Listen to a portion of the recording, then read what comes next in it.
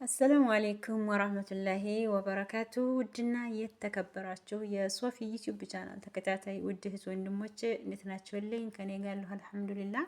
ክርስቲያን ወገኖች ሰላም ብያለሁ። በያላችሁበት የዓለም ዳርቻ ሰላማችሁ ብዝት ይበልልኝ ማለት ነው።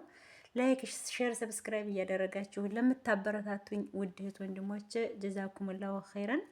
እንዲሁም ቤተሰብ የሆናችሁ ላይክ በማድረግ ቤተሰብ ደግሞ ያላደላችሁ ሰብስክራይብ እያደረጋችሁ ቤተሰብ እንድትሆኑኝ በትህትና ጠይቃለሁ ማለት ነው። ያው ቪዲዮ እየሰራሁ አይደለም፣ ያው የሰው ቤት የሰው ነው እና ደግሞ አንዳንድ ጊዜ እንደኛ የታመቅናለን ማለት ነው። ሀታ ቪዲዮ እንኳን ለመስራት እዛችሁ ከጨርማማ ክላስ ከዛችሁ ከጨርማማ ክላስ ካልገባን ውጭ ላይ ያው በካሜራ የታጠርን እንዲሁም ደግሞ ስልካችንን በመኝታ ሰዓት እንጂ ቀን የማናነሳ ብዙ ኮንትራቶች ያለንና አላህ ሱብሃነሁ ወተዓላ የተመቻቸውን ኑሮ ይወፍቃችሁ እላለሁ። እና ዛሬ እንግዲህ ልል የወደድኩት ነገር ምንድን ነው? ውድ የስደት እህቶቼ ማለት ነው ትንሽዬ ምክር። በእርግጥ ይህንን ነገር ምክርም አይደለም እናንተም ታውቁታላችሁ፣ ግን ወላሂ ንቁ፣ ወላሂ ተነሱ ማለት በ10 ምናምን አመታችሁ መሰለን ኤሌመንታሪ ትምህርት አቋርጠሽ የተሰደድሽ ውድ እህት አለሽ። በ17 በ18 አመት ስደት የመጣችሁ አላችሁ። ግን ስደት ስትመጡ የሆነ አላማ አልማችሁ ነው የምትመጡት ሳ ወይንም ቤት ቦታ ገዝቼ ቤት ልሰራ ወይንም ደግሞ የሆነ የነገር ከፍቼ የምሰራበት የሆነ ብር ብቻ የሆነ አላማ አልመን ነው ሀገር ስንወጣ ማለት ነው። ላኪን ግን ያን አላማ ጠፍቶና አሁን ያለነው ሌላ ቦታ ነው። 7 አመት 8 አመት ወላሂ ይከብዳል። ስደት 1 አመት ይበቃል እንኳን ይሁን ሁሉ አመት ማለት ነው።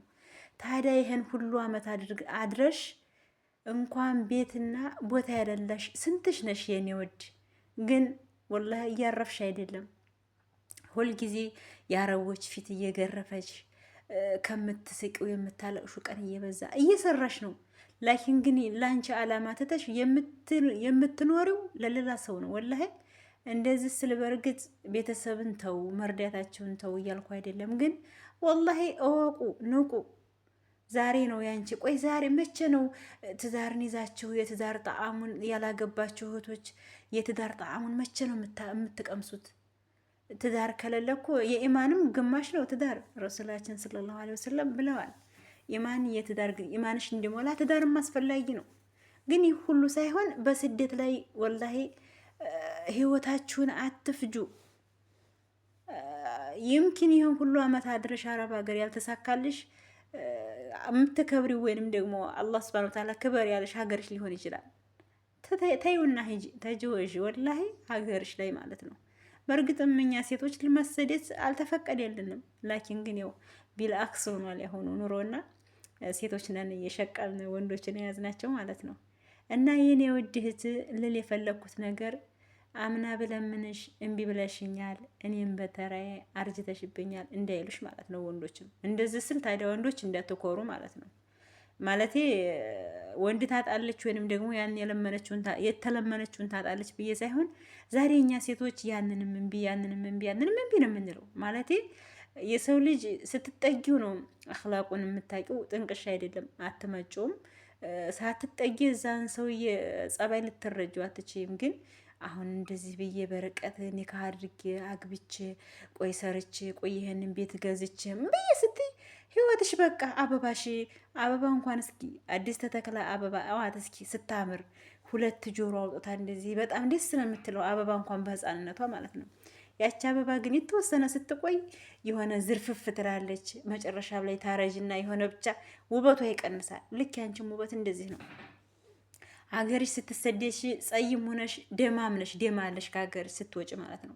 ላኪን ግን ዛሬ በኤሌክትሪክ ተቃጥለሽ በምግብ መስራት በልብስ መተኮስ ይሄ የውሸት ቀይ ነው። ታምቀን ስለምንኖር እንጂ የሆነ ትክክለኛ ቅላት አይደለም። አረብ ሀገር ማለት ነው ለእኛ ለሀበሻዎች ይህን ሁሉ መከራ ስቃይ እያሳለፍሽ ታዲያ ለአንቺ መቼ ነው የምትኖሪው? መቼ ነው ደስ ብሎሽ ትዳር ይዘሽ በቤትሽ የምትኖሪው? ልጆችሽን እየወለድሽ በአርአያ የምታሳድጊው? ትሰሪያለሽ። እከሌ ቸግሮታል ትልኪያለሽ። እከሌ በባህር መጣ ትልኪያለሽ።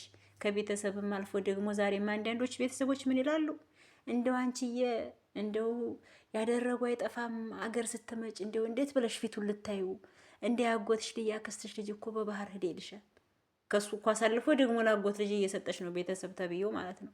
በዛን ሰዓት እኛ ስደተኞች ሆዳችን የራራ ነውና ያለችን ውልቅ አድርገን እንልካል። ከቶም ተበድረን ከሌላ ማለት ነው። ስለዚህ ህይወታችን ብንንን ብሎ ቀረ።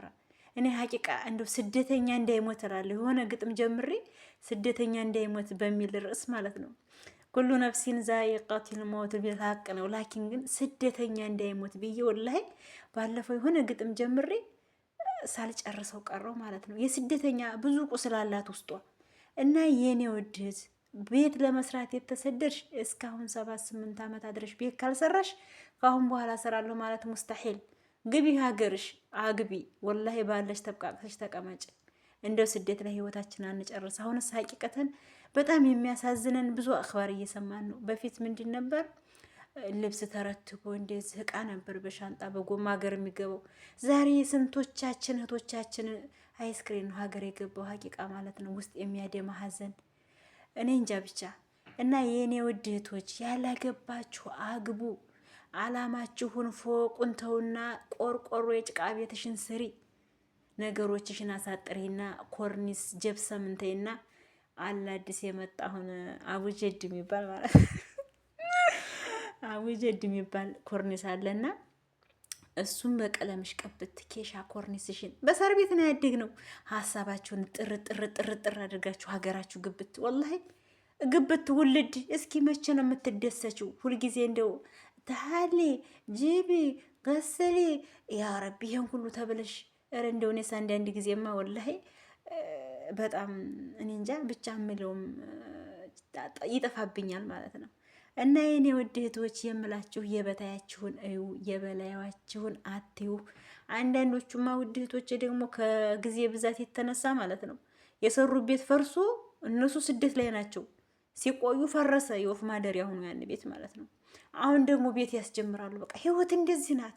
ሀቂቃ ስደት እኔ እንጃ ከሬት በላይ የለም እንጂ መራራነቷ ከሬት በላይ ነው። እና የኔ ውድ የስደት ስጦታቶች የመመክራችሁ ነገር ባላችሁ ተብቃቅታችሁ ነገሮችን አሳጥራችሁ ሀገር ለመግባት ወስኑ። ኑሮ ተወዷል የሚሏችሁ ባሎቻቸውን ይዘው ከዛ ማለት ነው ዝም ብሏቸው። ኑሮ አልተወደደም፣ አሪፍ ነው። በምንዛሬው እስኪ ከዚህ የምንገዛውን በድርሃም በሪያል በያለንበት አረብ ሀገር የምንገዛውን አግራጥ በኢትዮጵያ መንዝሩት። ወላሂ ነፍሱ ሸይ ነው። ኑሮ አልተወደደም። ብቻ ሀገራችን ሰላምና ፍቅር ነው የጠፋው። አላህ ሱብሃነሁ ወተዓላ ሀገራችንን ሰላም ያድርግልን።